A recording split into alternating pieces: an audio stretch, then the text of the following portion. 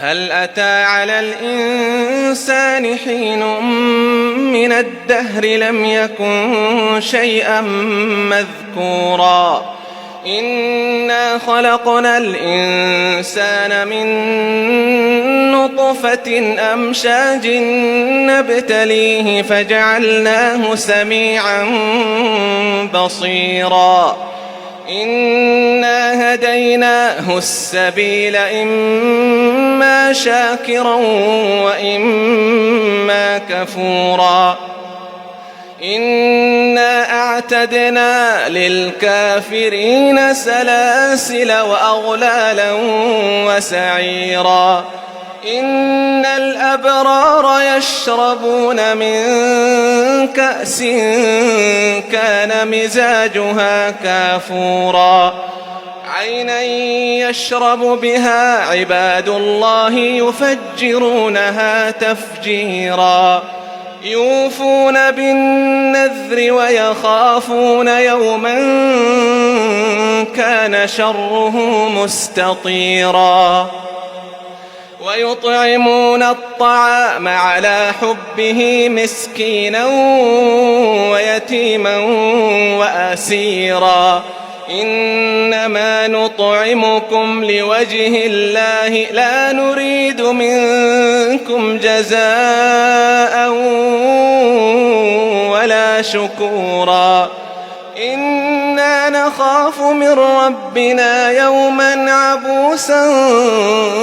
قمطريرا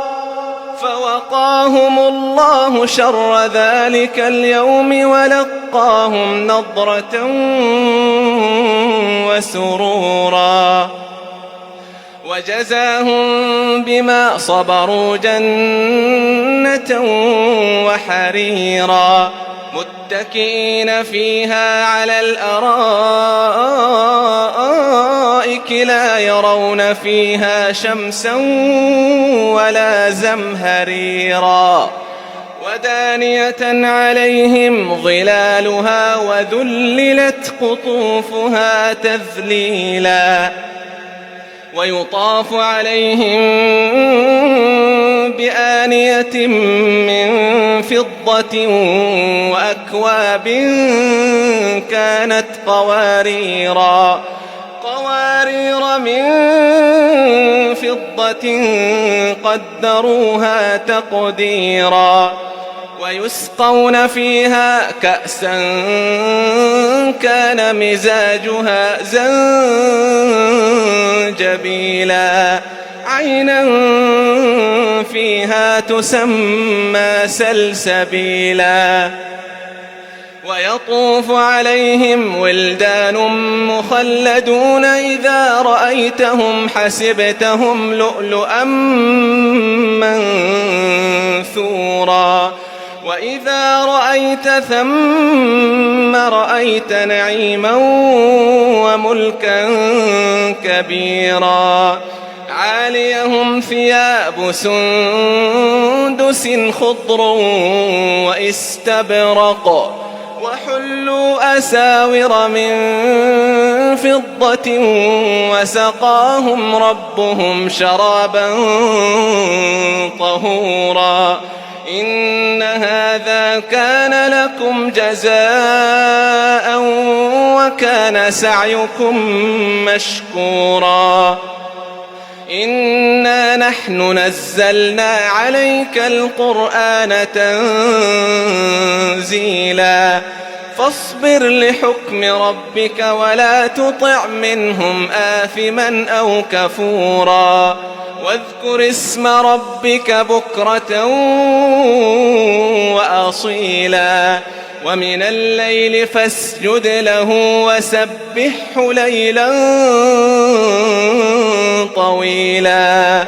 إن هؤلاء يحبون العاجلة ويذرون وراءهم يوما ثقيلا